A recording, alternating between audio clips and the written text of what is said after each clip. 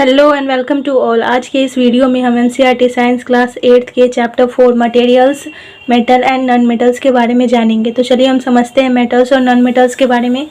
Metals are lustrous whereas non metals have no lustre. Metals जो होते हैं वो कैसे होते हैं? लस्ट्रस यानी चमकीले होते हैं, जबकि नॉन मेटल जो होते हैं वो चमकीले नहीं होते हैं। अगर आप देखिएगा तो अगर आप आयरन को, कॉपर को रखिएगा अपने सामने तो वो कितने चमकीले होते हैं, जबकि अगर आप कोल को रखते हैं यानी कोयला को तो वो क्या होता है, वो चमकीला नहीं होता, उसमें कोई शाइनिंग नहीं होता है।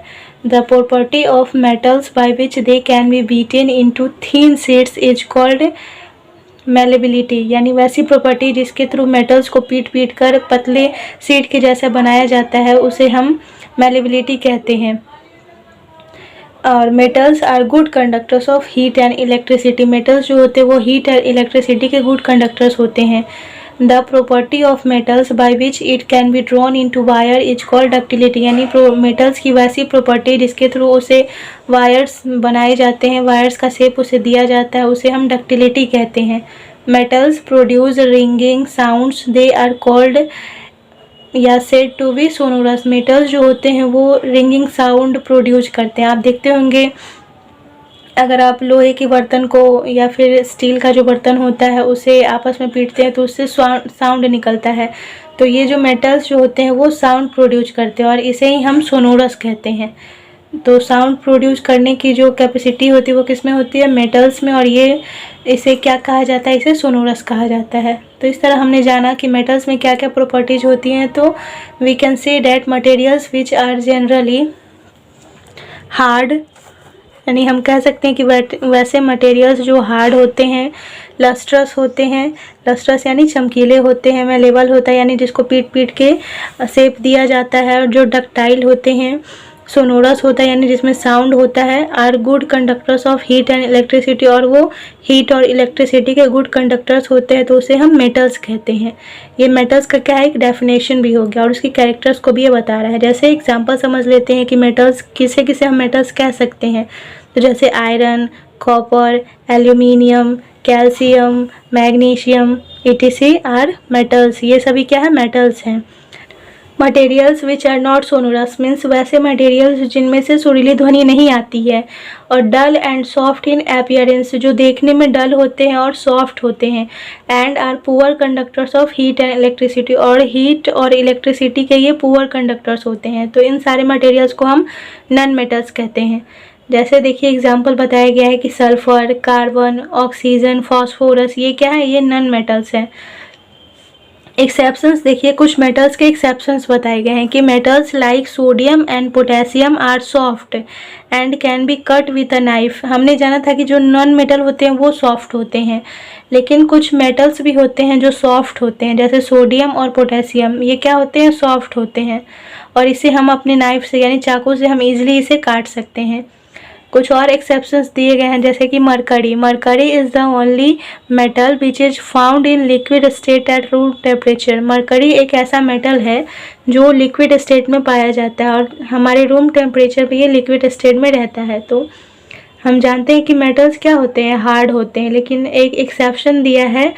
कौन सा? मरकरी। मरकरी जो होता है वो रूम टेम्परेचर पे लिक्विड स्टेट में पाया जाता है। नेक्स्ट समझते हैं, sodium metal is very reactive. Sodium metal जो होता है वो बहुत ही रिएक्टिव होता है। It reacts vigorously with oxygen and water. ये जो सोडियम मेटल होते हैं वो ऑक्सीजन और वाटर के साथ रिएक्ट कर जाते हैं। A lot of heat is generated in the reaction, और जब वो सोडियम जो है वो ऑक्सीजन और वाटर के साथ रिएक्ट करता है तो उसके बाद बहुत अधिक मात्रा में हीट जनरेट होता है। इसलिए इसे हम कहाँ रखते हैं? इसलिए हम इसे केरोसिन में स्टोर करते हैं। Phosphorus is a very reactive non metal. Phosphorus जो होता है वो बहुत रिएक्टिव नॉन मेटल होता है, और it catches fire if expose to air. अगर हम इसे एयर में रख देते हैं तो ये फायर यानी आग पकड़ लेता है। कौन? फॉस्फोरस जो है वो एक नॉन मेटल है, बहुत ही रिएक्टिव नॉन मेटल, और जब इसे एयर में रखा जाता है हवा में तो ये आग पकड़ लेता है। To prevent the contact of phosphorus with atmospheric oxygen, it is stored in water. Phosphorus को एटमॉस्फेरिक ऑक्सीजन से कांटेक्ट ना करे, इसलिए उससे बचा के हम पानी में इसे स्टोर करते हैं। तो फास्फोरस जो है वो एक नॉन मेटल होता है और ये एयर से कांटेक्ट में आ जाता है और रिएक्ट कर जाता है, तो इस कारण और आग भी पकड़ लेता है, इसलिए फास्फोरस को कहाँ रखा जाता है, पानी में स्टोर करके रखा जाता है। कुछ इक्वेशंस देखिए समझ लेते हैं। ये है सल्फ़र, और सल्फ़र जब ऑक्सीजन से रिएक्ट करेगा तो देगा सल्फ़र डाइऑक्साइड। जब सल्फ़र डाइऑक्साइड को वाटर में जब डिज़ोल्व किया जाता है, वाटर में जब घोला जाता है, तो वो उससे रिएक्ट करके देता है sulphurous acid. The sulphurous asset turn blue litmus paper red. ये जो सल्फ्यूरस एसिड होता है वो ब्लू लिटमस को रेड में चेंज कर देता है। हमने एसिड का ये कैरेक्टर्स भी जाना था कि जो एसिड होते हैं वो ब्लू लिटमस पेपर को रेड में कन्वर्ट कर देते हैं। तो generally oxides of non metals are acidic in nature.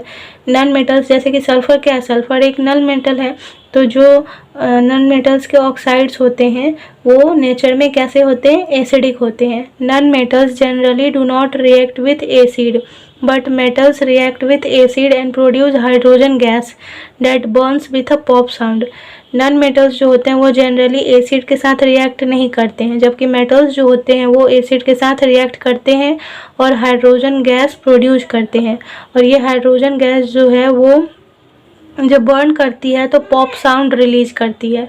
Copper does not react with dilute hydrochloric acid even on heating, but it reacts with sulphuric acid. Copper जो होते हैं वो डाइल्यूट हाइड्रोक्लोरिक एसिड के साथ रिएक्ट नहीं करते हैं, लेकिन ये सल्फ्यूरिक एसिड के साथ रिएक्ट कर जाते हैं। कुछ मेटल्स के बारे में देखिए बताए गए हैं कि metals react with sodium hydro oxide. Metals जो होते हैं वो सोडियम हाइड्रो ऑक्साइड के साथ रिएक्ट कर जाते हैं और टू प्रोड्यूस हाइड्रोजन गैस। और मेटल्स जो होते हैं वो सोडियम हाइड्रोक्साइड के साथ रिएक्ट करके हाइड्रोजन गैस प्रोड्यूस करते हैं, और हाइड्रोजन गैस प्रोड्यूस करने पे उससे पॉप साउंड भी रिलीज होता है। ये सोडियम हाइड्रोक्साइड जो क्या है वो एक बेस है, तो मेटल्स जो होते हैं वो बेस से रिएक्ट करेंगे तो हाइड्रोजन गैस प्रोड्यूस करेंगे। Reaction of non metals with bases are complex. और जब ये मेटल्स तो रिएक्ट किया तो हमने जाना कि हाइड्रोजन गैस रिलीज करेंगे, लेकिन जब नॉन मेटल्स सोडियम हाइड्रोक्साइड या बेसिस के साथ रिएक्शन करते हैं तो वो बहुत कॉम्प्लेक्स सिचुएशन क्रिएट करते हैं। तो मेटल्स क्या होते हैं, बेसिस के साथ जब रिएक्शन करेंगे तो ये जो इक्वेशन होगा वो बहुत ही कॉम्प्लेक्स इक्वेशन हो जाता है। Zinc is more reactive than copper and iron. Zinc जो होता है वो कॉपर और आयरन से मोर रिएक्टिव यानी ज़्यादा रिएक्टिव होता है। A more reactive metal can replace a less reactive metal. जो मोर रिएक्टिव मेटल होता है वो जो उससे कम रिएक्टिव मेटल होता है उसे रिप्लेस कर देता है, but a less reactive one can not replace a more reactive metal.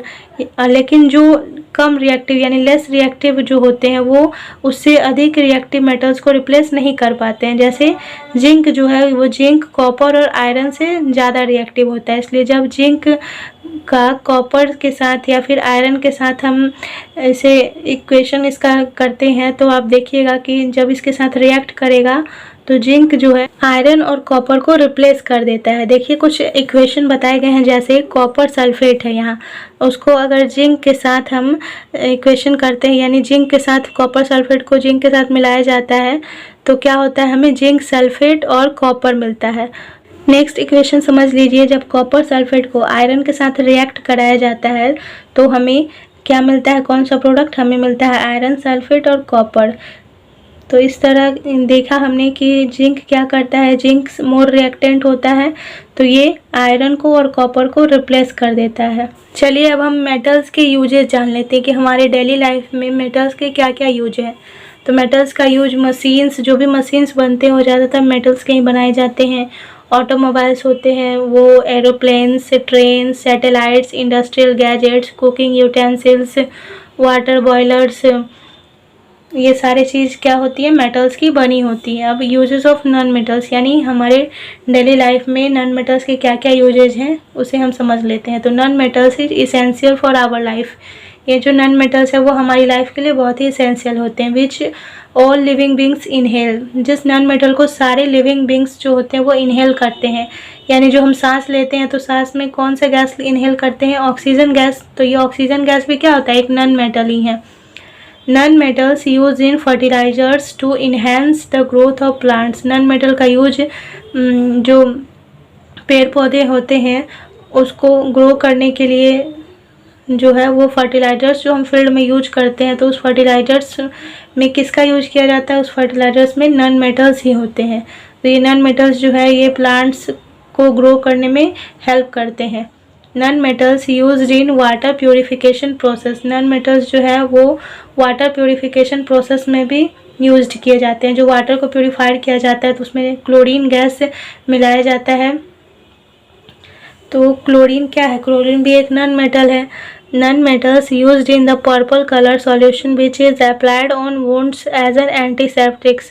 Non metals का जो यूज है, जैसे हमने देखा होगा जो पर्पल कलर के सॉल्यूशन होते हैं नॉन मेटल के, उसे जब भी आपका कहीं घाव निकल जाता है या फिर एंटीसेप्टिक के फॉर्म में इसे यूज किया जाता है। जब बच्चे जन्म लेते हैं तो उसका अम्बिलिकल कॉर्ड जो होता है यानी उसकी नाभि जो होती है वो उस पर ऐसे पर्पल कलर का वाला क्रीम डाला जाता है जिससे वो एक एंटीसेप्टिक का काम करता है। तो इस तरह नॉन मेटल हमारे लिए बहुत ही यूजफुल है।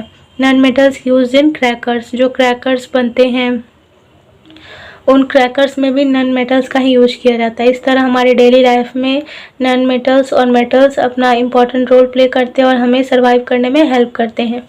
आई होप आपको इस वीडियो से बहुत सारी नॉलेज मिली होगी। अगर आप पहली बार मेरे इस वीडियो को देख रहे हैं तो मेरे इस चैनल को ज़रूर सब्सक्राइब कीजिए और अपने दोस्तों के साथ भी इसे शेयर कीजिए। अगर आपकी कुछ क्वेरीज हो तो आप अपनी क्वेरीज कमेंट बॉक्स में ज़रूर लिखिए। मैं आपकी क्वेरीज को सॉल्व करने की कोशिश ज़रूर करूँगी। Thank you. Thanks for watching.